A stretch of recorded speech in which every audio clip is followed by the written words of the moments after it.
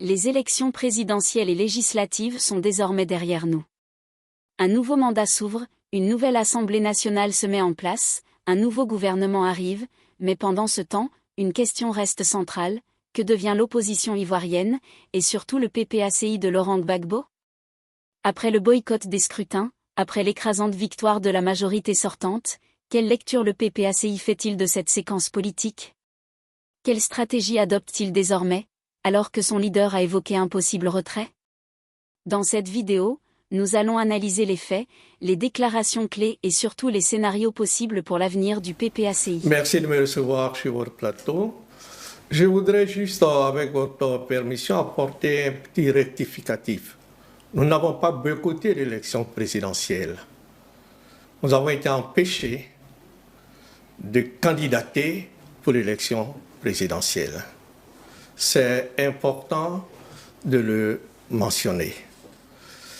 Quant à votre parti, si vous me permettez, était empêché, pour des raisons judiciaires, officiellement pour des raisons judiciaires, de compétir à l'élection. C'est votre candidat qui était empêché, pas votre parti. Vous auriez tout à fait pu présenter un candidat. Non, je crois qu'il ne faut pas confondre les choses ou mélanger les choses. La Côte d'Ivoire n'est pas le Sénégal, où quand Ousmane Sonko a été empêché, il a désigné l'actuel président de la République du Sénégal qui a été élu. Et pourquoi pas? Mais non, nous avons notre histoire. Une histoire qui a été parfois tragique. Et quand on élimine arbitrairement notre candidat... À votre avis, arbitrairement? Oui, à notre avis. Et quand on empêche le jeu démocratique de s'exprimer, nous ne pouvons pas servir d'alibi pour accompagner ce mouvement. Mais honnêtement, quel est l'intérêt pour un parti politique de se mettre ainsi en retrait des temps forts du débat démocratique, alors que votre propre président avait dit, je le cite, c'est une posture défavorable. Donc vous vous placez, j'allais dire volontairement, dans une posture défavorable. Vous voyez, le jeu démocratique, malheureusement, est vicié en Côte d'Ivoire. Malheureusement. Il aurait pu être plus ouvert afin que les compétitions se déroulent loyalement. Mais tel n'est pas le cas. Quand moi je regarde, par exemple, l'Assemblée nationale qui va s'installer bientôt, j'ai plus de préoccupations. Parce que faisons attention quand dans un pays, un groupe écrase le jeu démocratique, ce n'est jamais de bon signe. Mais j'ai l'impression que vous regrettez une situation que vous avez vous-même créée, puisque vous ne vous êtes pas présenté au scrutin législatif. Mais vous auriez sûrement quelques représentants dans cette assemblée. Oui, mais notre objectif, ce n'est pas d'avoir quelques représentants. Mais il faut gagner. Non, mais il faut gagner. C'est d'avoir la majorité à l'Assemblée nationale. Mais faites donc. Cette Assemblée nationale, regardez le découpage électoral. Vous partez au départ défavorisé. Il y a trop à dire sur tel que le jeu se présente. Et nous ne pouvons pas accompagner ou servir de prétexte à ce jeu-là. Mais la politique de la chaise vide ne vous a pas vraiment réussi déjà quand on regarde un peu plus loin dans le passé. Donc il n'y a pas vraiment de raison que ça vous réussisse mieux aujourd'hui, et notamment même pour le financement public. Vous ne pouvez pas en bénéficier si vous n'avez pas d'élus. Oh, oui, le financement public est nécessaire, mais ce n'est pas un objectif en soi pour nous. On ne va pas compétir uniquement parce qu'on court après le financement public. Non. Mais d'ailleurs, il faut quand même trouver un financement. Quand le jeu sera ouvert et qu'on pourra compétir loyalement, croyez-moi, il n'y a aucun problème. Notre vocation est de participer aux élections. Donc Mais- vous n'avez pas, vous avez refusé de présenter un candidat, j'allais dire par tradition Non, ce n'est politique, pas, mais c'est ce que vous m'avez Ce dit. n'est pas par tradition. C'est par quoi? Comment pouvez-vous imaginer, et c'est l'instant, Mhm. qu'on décide, dans une élection électorale en Côte d'Ivoire, que le président Gbagbo ne soit pas candidat? Est-ce parce qu'on le craint à ce point? Si on est convaincu qu'on a la majorité dans ce pays, mais raison de plus pour permettre au président Gbagbo d'être candidat et de le battre. Vous criez au bâillonnement d'un courant important de l'opposition, mais votre courant de pensée était tout de même bien représenté dans ce scrutin, en la personne de Mme Eivé Gbagbo et aussi de M. Donmelo. Vous auriez aussi pu en soutenir l'un des deux. Non, Madame Eivé Gbagbo, pour laquelle j'ai le plus grand respect, et pour M. Donmelo, ne sont pas membres du PPACI. Nous n'avons Je pas... parle de courant de pensée, de Non, représentation mais de courant de pensée. Un parti politique, nous avons un candidat, on l'empêche de candidater, on n'a pas vocation... Donc c'est lui ou personne. Dans le contexte actuel, oui, c'était lui ou personne pour nous. Ça, il faut que ça soit clair. Il faut que ça soit clair. Oui, mais vous en avez aussi les conséquences. Mais nous assumons les conséquences. Mais finalement, est-ce que vous ne pensez pas que M.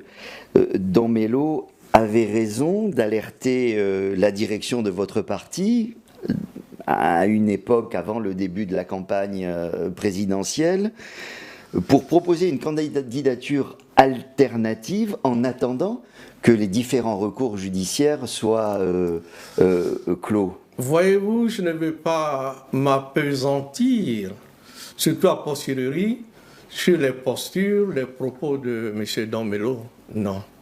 Je ne veux pas commenter sur votre plateau les propos de M. Donmelo. Mais ça aurait peut-être pu vous permettre de participer à cette élection. Vous savez, un parti a ses règles. Vous acceptez de vous y engager, vous militez dans un parti, vous respectez les règles de ce parti. Vous ne pouvez pas à un moment donné décider de faire cavalier seul. La preuve en est, hein. Moi je respecte les décisions des uns et des autres, mais les scores qu'ils ont réalisés pour que les postures individualistes ou personnelles ne prospèrent pas non plus. Est-ce que vous avez l'impression que la démarche qu'il avait engagée à l'intérieur du parti était une démarche solitaire ou une démarche de cavalier seul? Monsieur Donmelo vous a-t-il dit qu'il a engagé une démarche à l'intérieur du parti? Mais il parle d'une note qu'il a proposée aux instances adéquates et au président. À qui il a adressé cette note? Bon, j'en sais rien moi. À qui il a adressé? Il dit qu'il a fait une note qu'il a adressée au président Gbagbo pour lui expliquer une position stratégique et qu'elle est tombée dans les limbes. Supposons même qu'il a adressé cette note. Supposons que cette note, le destinataire l'ait reçue. Supposons. Parce que pour vous, ça n'est pas le cas. C'est oui, ça? Je crois que ce n'est pas le cas. D'accord, on ne va pas plus commenter. C'est clair. Autre question qu'on s'est posée pendant la campagne, pourquoi est-ce que le PPACI a toujours refusé d'entrer dans l'alliance CAPCI qui contestait d'abord et avant tout le processus électoral, comme vous, au risque de l'isolement? Oh, vous savez, nous faisons la politique. Hein? Si vous vous souvenez, le président Laurent Gbagbo, à Bonnois, a lancé un appel à tous les partis qui ne seraient pas favorables et qui s'opposeraient au non-respect de la Constitution. Il a lancé un appel à tous ces partis-là. Ensuite, nous avons observé une tentative de récupération de cette initiative, comme si quelque part on voulait priver le président Gbagbo de mener à bien cette initiative. Ah, donc vous voulez dire qu'il a été comme court-circuité? Non, il n'a pas été court-circuité, mais on a tenté d'enrayer cette démarche. Et le président Gbagbo a préféré leur laisser l'initiative. Oui, mais dans ces cas-là, pourquoi ne pas s'y joindre, puisque c'était le même but et le même contenu. Le président, nous parlons du président Gbagbo quand même. Il n'a pas vocation à être à la traîne des initiatives des autres. Non, parce que c'est lui qui avait, mais c'était lui qui avait lancé l'appel. Si les gens, c'était une manière d'entendre cet appel finalement. Non. Vous l'avez pas vécu comme ça? Non, pas du tout. Je suis désolé, mais pas du tout. Pas du tout. Et ça n'avait rien à voir avec la présence au sein de cette coalition de personnalités comme M. Blé Goudet ou Mme Gbagbo qui pouvaient ne pas être compatibles à ce moment-là? Le président Laurent Gbagbo ne se limite jamais aux problèmes de personne. Absolument pas. Je le pratique suffisamment pour savoir que même les personnes qui lui ont été le plus hostiles, le président Gbagbo ne vit pas d'amertume et de ressentiment. Non, jamais. Donc ces positions ne se déterminent pas par rapport à des individus. Donc c'était plutôt une question, on va dire, de préséance? Mais est-ce que le président Gbagbo est en compétition pour la préséance avec qui que ce soit en Côte d'Ivoire? Ce n'est pas la nature du combat qu'il mène, ça. Il a dépassé ce combat-là. Alors votre parti, pendant le débat présidentiel, a opté pour une stratégie de tension, c'est moi qui utilise ce terme, en appelant à des mobilisations, en durcissant considérablement le ton, en prononçant même certaines menaces sur la tenue du scrutin, annonçant vouloir vous opposer à une nouvelle élection de M. Ouattara, je cite, par tous les moyens. Tout ceci a fortement troublé et inquiété les Ivoiriens. Est-ce qu'il était nécessaire d'aller jusque-là, cette stratégie de la tension? Non, notre objectif n'est pas une stratégie de la tension. Mais le problème en Côte d'Ivoire,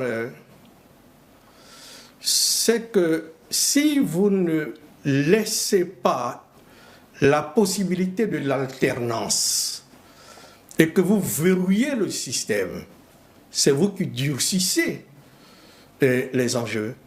Ce ne sont pas vos adversaires. Nous avons dit que nous étions défavorables, que nous étions contre le 4e mandat. Ça, c'est notre position. Oui, mais nous n'avons jamais dit ça est une chose, dit comme on l'a entendu pendant la campagne, en est une autre. Nous ne dirigeons pas de notre ligne directrice.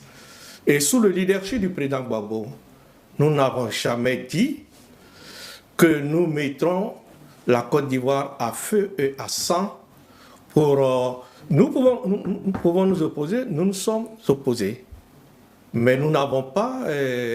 c'est pas dans notre gène, c'est pas dans notre nature. Il y a eu des appels à la levée des jeunes, etc. Non, alors, je vais vous poser la question différemment, monsieur. Je vous en prie. Vous ne pouvez pas être choqué parce qu'un parti politique appelle ses militants, ses sympathisants, ses jeunes à manifester.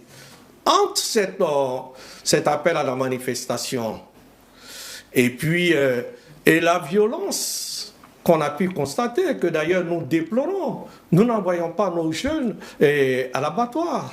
Bon, monsieur, je vais vous citer quelques propos de tribune de monsieur Gbagbo dans certains meetings. Il n'y aura pas d'élection, ça, il l'a dit ou pas? Et il n'y aura pas de 4e mandat. Ça va au-delà d'une opposition de principe que vous venez de dire à ce qui était en train de se faire. Est-ce que ça n'a pas été trop loin? Mais la preuve en est, vous devrez au moins nous rendre cela. Nous avons dit que le président Gbagbo a effectivement dit qu'il n'y aura pas de 4e mandat. Au total, il y en a un. Oui, il y en a un. Mais nous sommes devant le fait accompli. Il a aussi dit qu'il n'y aura pas d'élection. Et nous sommes devant le... Oui, parce que ouais, mais nous n'avons pas... Non, mais ça, c'est pas des propos... C'est pas des propos... Pardon. Je suis désolé. Le président Gbagbo n'a jamais lancé un appel à l'insurrection. Qu'on ne laisse pas transparaître cela. Absolument pas. Mais lancer ses sympathisants, lancer ses militants ou les Ivoiriens à un appel, à une marche, parce qu'on s'oppose au 4e mandat, mais si vous réprimez violemment cette marche, la violence est bien de quel côté? Il y a lancé et lancé. Mais je vais vous demander, peut-être reposer la question d'une autre manière. Est-ce que vous avez voulu, d'une manière ou d'une autre, empêcher le scrutin présidentiel de se dérouler? Nous avons souhaité que ce scrutin présidentiel ne se déroule pas. Mais nous n'avons... Mais pourquoi vous avez souhaité qu'il ne se déroule pas? Comment peut-il ne pas se dérouler? Parce qu'il nous a paru illégal et illégitime. Et comment aurait-il pu ne pas se dérouler? Par quelle méthode? Par quel moyen? À partir du moment les moyens pacifiques que nous avons voulu utiliser, oui, je vous concède, ont montré leurs limites. Nous avons été écrasés, nous avons été brutalisés, et à la sortie, on se trouve avec plus d'1 millier de nôtres en prison. On va y revenir, mais je veux rester sur ce point. Sur votre... je veux dire, quand on est dans un système et qu'on est un démocrate, on ne dit pas je ne souhaite pas ou je ne veux pas que l'élection présidentielle ait lieu. Excusez-moi, mais c'est un peu heurtant. Ça dépend de quelle élection présidentielle et dans quel contexte. Ne m'interviewez pas avec le regard de nos adversaires. Ils ont leur posture, nous avons les nôtres. L'idéal... Je pense que beaucoup d'Ivoiriens se posent ces questions. L'idéal serait que des règles de jeu démocratiques soient consensuelles et dirigent, animent ces élections-là. Pas par le coup de semonce, pas par la menace, pas par l'intimidation. Non, c'est pas possible. Est-ce que vous avez eu connaissance, à un moment ou à un autre, de l'existence d'un plan de déstabilisation des institutions? Mais pourquoi? Je vous pose la question. Non, nous avons été victimes de la déstabilisation des institutions quand le président Gbagbo était au pouvoir. Et nous savons ce que ça coûte à un pays. Alors, ça permettait, je vous en prie. Ça a même débouché sur une guerre civile. Moi, j'étais ambassadeur au Ghana. J'ai vu affluer des dizaines de milliers d'Ivoiriens. Des personnes, au fond, la politique pour eux, ça s'est limité au port d'un t-shirt. Hommes, femmes, enfants. C'était un drame, une tragédie humaine. Nous ne le souhaitons à personne. Et nous ne ferons rien pour que d'autres Ivoiriens subissent ce sort-là. Merci d'avoir regardé cette vidéo jusqu'au bout. Que Dieu vous bénisse abondamment et vous accorde paix, santé et réussite dans tout ce que vous entreprenez. N'hésitez pas à vous abonner pour rester informé. À très bientôt.